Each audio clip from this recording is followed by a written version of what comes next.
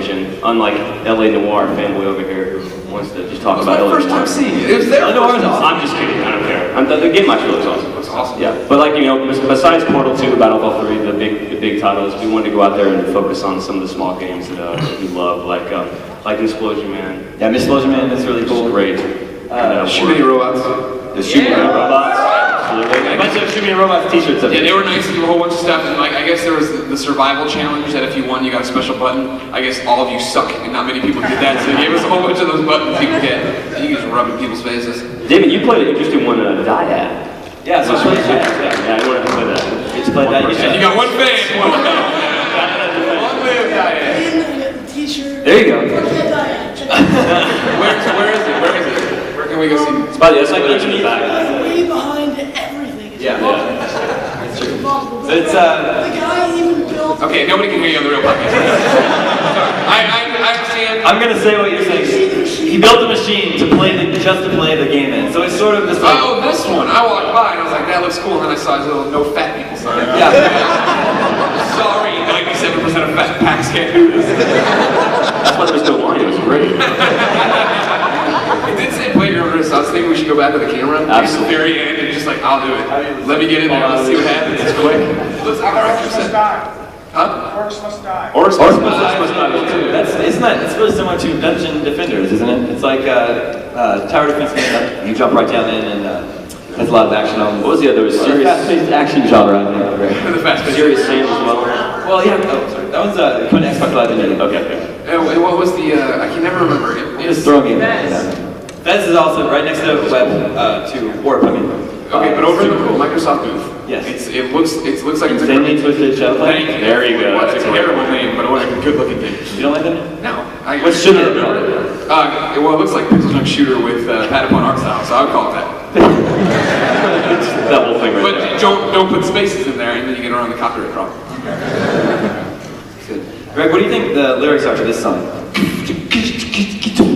Going to PAX East, walking downstairs. Oh my God, there's a there ain't a bunch of nerds. Oh no. Not your best song. Not my best one.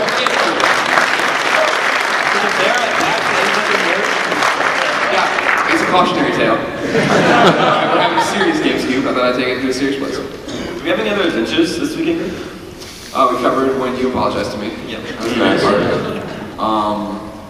I didn't have a toothbrush for a while. and then they gave me one. They gave me the free toothbrush at the front desk. Yeah. I've been using that. This thing's falling apart. I'm like, I was afraid. They're not meant to last. I got out of the freaking cab today and I went, a piece of toothbrush? Come on. Really? This is the technology? Alright. I'll open up the floors for questions. Oh, no, we're not. Not yet. We have a world I'm sorry, I forgot. We're going to give you guys the first look at Hobby's latest Games 2 tune. Is this the final version now with that? No, this is not the final. Okay. He had to come to PAX. He could not stay home to it. Mike, switch the feed, sir. There we go. Right, So here's the world. Here we go.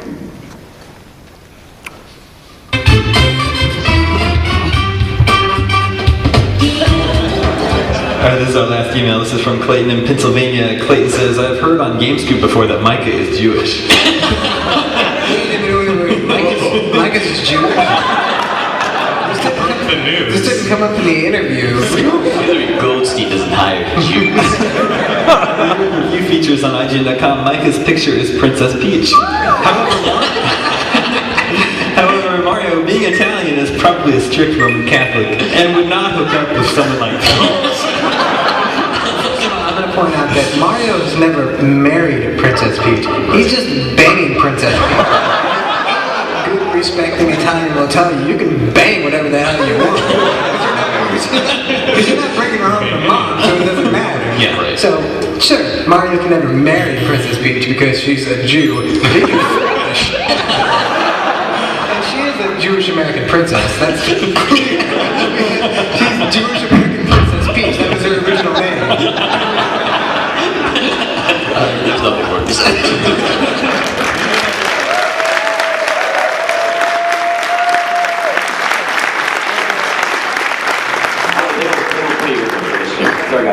They don't pay you enough for this shit.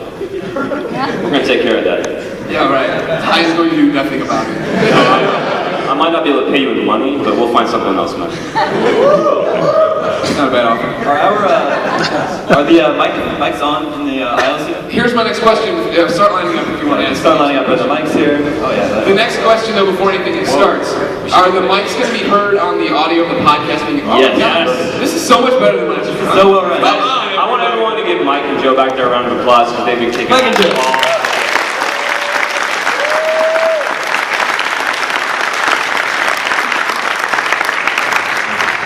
Alright, so after you... Will you guys applaud anything I said?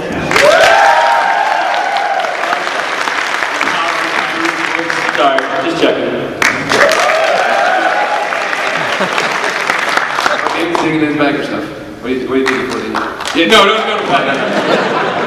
I wanted to give something away first. I don't know how well this will be thrown, but I want to dig into my personal stash. Anybody like a Disgaea fan or a...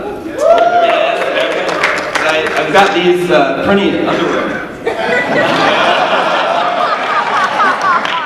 If you get them, you have to go to the bathroom and come back and model them. Game Scoop girlfriend, I'm looking at you. Nobody wants them? Or what are we throwing them or anything? Good. Here, so if I ask you a question, take them and go model them. There you go, come here. You stood up, it's too late. Yes. Oh, I like where this is going. Alright. Please to enjoy. First question, let's start on the left, or our left. I went to the David Brevik panel yesterday. He's one of the creators of Diablo. And it was a pretty packed room, and at the end of the panel, Kurt Schilling walked in, and no one cared. So I thought that was the funniest thing that I saw at PAX. I was wondering what was the funniest thing you guys saw. Mine, that's what the funniest thing was. Yeah, no, I didn't see that. It sounds funny enough, sure. My funny one was as soon as the first day of the show, I ran into the Portal demo because that was my first assignment, and I sat down and I was ahead of all you, of course, because I'm better than you, and I'm much worse than all of you. And finally, they started letting people in. And people went to the back row and sat in the chairs, and when they leaned back, they knocked the panels off. It's like the closed room fell apart. Yeah, you guys were there right next to me. So their entire booth that they had set up and to keep Portal private just began to collapse onto the people waiting in line outside. So then they panicked and they were rushing around trying to find duct tape. Developers were back there just holding walls together with their bare hands. So like this. That's not pretty good. You see anything funny, John? Last night there was one of, if it's one of you guys, I apologize, but there was this one fan who kept coming up to me and telling me how drunk he was. Was it Jimmy? It was Ryan. Oh, there you are. Not only were you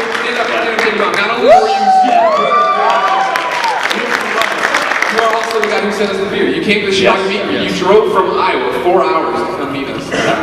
Or only me and my mom in particular.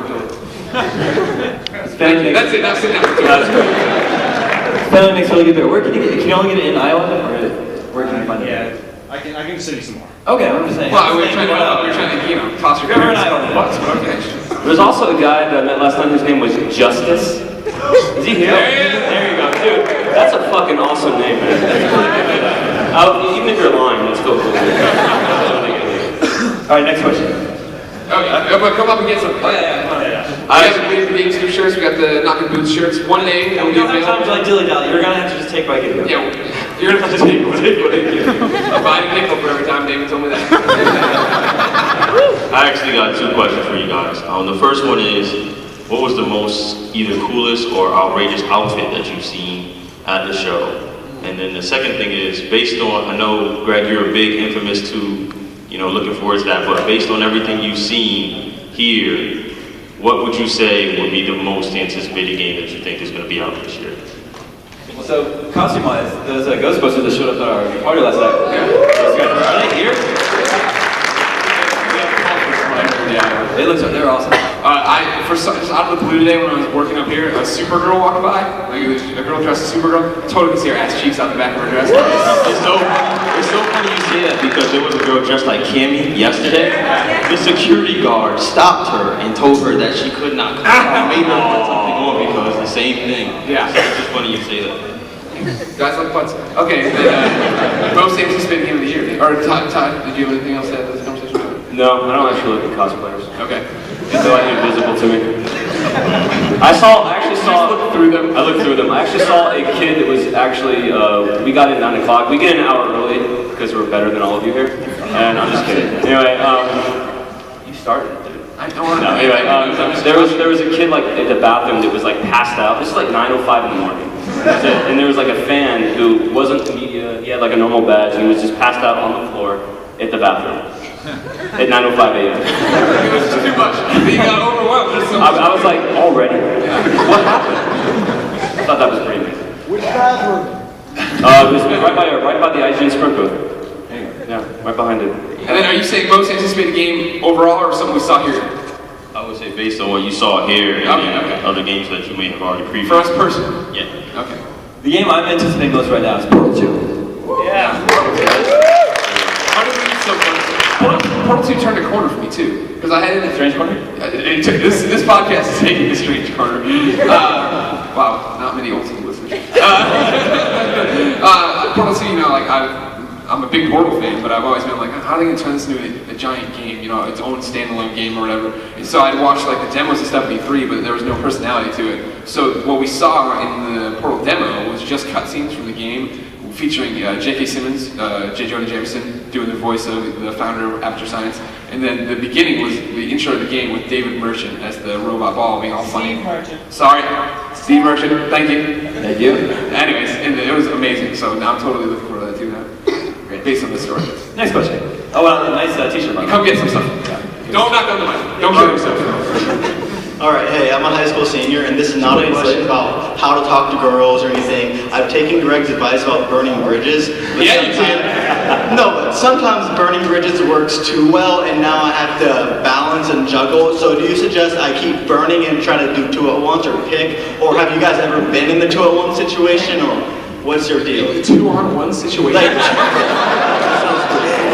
2 at once, 2 ladies.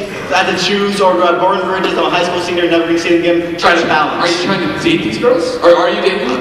I'm trying to knock some boots. Okay. Why would you burn the bridges with them? No, like I'm saying is, like, go out at full steam. Don't worry about consequences. Have you guys ever been in a situation juggling 2 girls? No. All right. Juggling 2 girls. Yeah. You sound like you're okay if you're juggling 2 chicks right You now. know what? I'm just asking if you guys have done this. Like, Well, don't string them along. I mean, tell them you're looking for something casual. Don't, you know, break their hearts. Don't break burn their bridges, man. Go for the 3-way. Alright, well, thank you. No problem. Just appreciate it. How old are you? 18. 18. Yeah, damn right he is. Trying to get us now, censors. You. Hi. Hey. Do you really think Duke Nukem is actually going to come out? Oh, yeah. Sadly, for sure. Yeah, it's gonna come out, but I don't know if it's gonna be good. Give me a round of applause if you're excited for Duke Nukem. I totally get the, like, you know, nostalgia value. It looks like Borderlands. It looks like Borderlands? Yeah. Gee, were you like stabbed in the eye when you went? What are you talking about? Borderlands is beautiful and fun. It's the same shit in a vibrator. Yeah, I mean, I'm totally fine. I don't know why I say it like that. I'm totally fine with this game coming out. I won't run to Gearbox and burn it down. It doesn't do anything for me. It looks old and dated, and I was never a giant Duke fan. So. Yeah. Next person. Thank you. Hi, I'm Paul from New York. Hey, Paul from New York. How you doing? I talked to Greg about this last night a little bit, about SOCOM 4. Rerun old. Zipper seems to be trying to recapture what SOCOM 2 was, and there's a lot of old and new mechanics mixed in there. Do you think there's a balance that can be made between those? And do you think they could ever recapture what SOCOM once was for PlayStation? I mean, you know, I'm not a financial analyst or anything, but I would say, in my personal opinion, they can't make SOCOM 2, right? Because like SOCOM is a game that was beloved by so many, but everybody else was just like, oh, I don't want to play some kind of really tactical, hardcore, tapping D-pad, sending you blah blah blah blah. And so like it was interesting to see when they started showing stuff for SOCOM 4 now, the backlash from the hardcore fans. Like the kids on the boards went crazy. Not even our boards, I mean the SOCOM boards. Like the most dedicated SOCOM fans were flipping their shit, right? That it was like, oh my god, it's just like Call of Duty, yada yada yada. But there has to be that balance you're talking about of old mechanics and new stuff so that you are grabbing people who only know CUD, who want to play something like that. So I think the game definitely has